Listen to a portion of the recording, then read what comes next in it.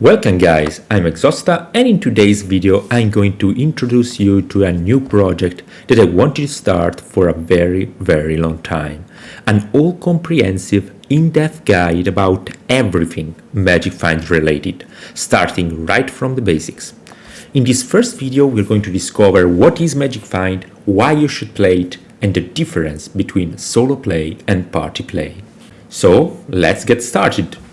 As you probably know, Magic Find revolves around gear with the modifiers increased item quantity and increased item rarity. Item quantity improves the number of items dropped, and that's pretty obvious, but there are some exceptions. First, quantity does not affect map drops, so that's not gonna help with your map sustain whatsoever. Also, item quantity does not modify boss loot table, so for instance, if you hope to get more Watcher's Eye from your Uber Elder runs by playing a Magic Find character, you are gonna be disappointed. Speaking about increased item rarity, you first need to know that every time you drop any equipable item from a monster, the game rolls its rarity, which would be normal, magic, rare, or unique. So any increase to item rarity makes it more likely to get a magic item instead of a normal one, a rare item instead of a magic one, and then a unique item instead of a rare one. Now, be careful though, there are some common misconceptions about item rarity. Item rarity does not increase your chance to get more valuable currency items or divination cards. For example, more rarity will not make you drop more divine orbs instead of chaos orbs. Neither will it drop you more apothecary cards instead of other garbage divination cards. The odds to obtain expensive currency items or divination cards are solely increased by adding item quantity to your build. Now, there was an exception to this, which was the God-touched Arch-Nemesis monsters meta in 3.19. These rare monsters had a very specific reward conversion system. Whenever you killed a God-touched monster, all the items it dropped were converted to currency, scarabs, divination cards, and the uniques that you'd get would be converted into high-tier currency, winged scarabs, and very valuable divination cards, effectively turning rarity into the best way to farm divine orbs, winged scarabs, and this system was really unpopular among players for a number of reasons. First off, at the time loot was very inconsistent and your entire profit depended on those god-touched monsters. Second, whenever you encountered a god-touched monster, you had to find yourself a Magic Find character to kill the monster for you so that you could get the maximum amount of rewards. Fear of missing out was a real thing. So in 3.20 this conversion system was reworked and now only works with the rarity and quantity of the map you run independently from the Magic Find modifiers of your character. Furthermore, you can no longer recognize God-touched monsters before killing them, so you don't feel the urge to call for a Magic Find character before landing the killing blow. Well, it is crucial to mention that both item quantity and item rarity are affected by diminishing returns, the importance of which was completely unknown until a few months ago. The Prohibited Library Discord organized some research to evaluate the exact amount of these diminishing returns, and they came out with this very interesting table.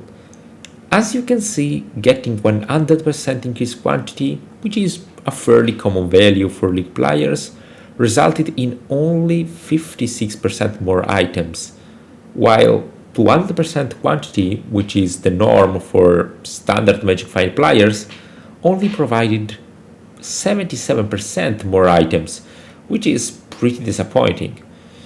Well, the Prohibited Library didn't make a table for rarity, but we can suppose that diminishing returns are also quite impactful on that.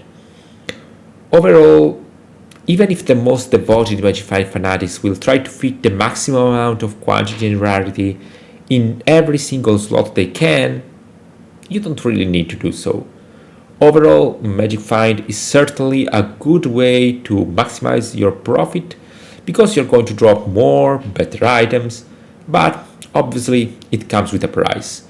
To fit the quantity and rarity modifiers on your gear, you need to replace powerful items, making your character weaker overall. This opportunity cost is something you always need to keep in mind while planning your build, because having a lot of Magic Find is rather useless if you can't do damage or if your survivability just sucks. You need to find the right balance between clear speed and Magic Find. Only in that way you will really have a maximized profit per hour ratio. Going to the next topic. A lot of questions that I am asked when it comes to Magic Find are about party play. Is it really mandatory to play in a party, or can you also Magic Find as a solo player? Well, first off, let's find out what changes between solo play and party play. Whenever you are in a party, you get some powerful bonuses to loot, like you see in this table from the PoE wiki. Keep in mind that all these bonuses are multiplicative with your Magic Find gear, which is great, but the issue is that monsters also get buffed with increased maximum life, and it scales with their rarity, so rare monsters, unique monsters, they get very tanky. So in order to organize a party, you first need to have a Magic Find character capable to deal enough damage to compensate the extra monster life. As you can see from the table, you need about 6 times more damage than normal to kill a unique monster when playing in a full 6-man party. That's really hard to achieve for pretty much any build, but more so for Magic Find builds because you are already sacrificing a lot of power in order to get quantity and rarity. Now, if you have a very high budget Magic Find build in standard with legacy gear, you might be able to provide that enormous damage output. But chances are that if you are playing a Magic Find in League, or simply if you are on a budget, you will need a different type of solution. That would be an Aurbot player. An Aurbot is a character that completely focuses on activating a high number of powerful auras to benefit other part members, providing a lot of damage and survivability. Playing as a duo of a Magic Finder and an Aurbot is already a pretty good start, but if you want to reach the next level, you might want to try full party. Another useful character to recruit in your party is a Cursebot, which hinders and weakens monsters. This one is not mandatory, but it's nice to have. As for the other 3 slots, you can simply add XP Leechers. These are players that do not support you in any way, they are just following you closely inside the map and provide that extra quantity and rarity. In exchange, they gain a whole lot of experience to level up their characters. A very important thing to remember is that your Magic Find modifiers will only apply to monsters as long as you are the player that lands the killing blow. So you should tell XP Leechers to not use any skill to attack monsters themselves. So far all seems cool and nice, you're going to blast maps with your Aurobots, Cursebots and XP Leechers. What can possibly go wrong? Well, actually setting up a party is not that easy. While decent Aurobots are quite common, reliable XP Leechers are not. They usually have poor survivability and you must protect them all the time. Also, they must steal your loot. You need to find someone you can really trust. Additionally, setting up such a party requires time, everyone has to be online at the same moment, and it's not great if you are time constrained and you just want to play for a short time. In summary, party play is a great way to maximize your profit per hour and can be a lot of fun, but it certainly requires a long setup. You need to tip your Aurbot, find reliable XP Leechers that follow the rules. On top, party play is also chaotic, and if your computer is not updated, you must suffer from some lag. If extreme party play is not for you, you might just start with an Aurbot as a duo, that's still great. And what about solo play? Is that viable? Well, I personally played a lot of Magic Find as a solo player, and as long as your build is decent, You can make a lot of profit, both in League and Standard. The most important part is running a profitable farming strategy that you enjoy. After all, this is a game and should play the way that makes you more comfortable. This is the end of the first lesson of my Magic Find build guide, and I'll see you in the next one. Bye!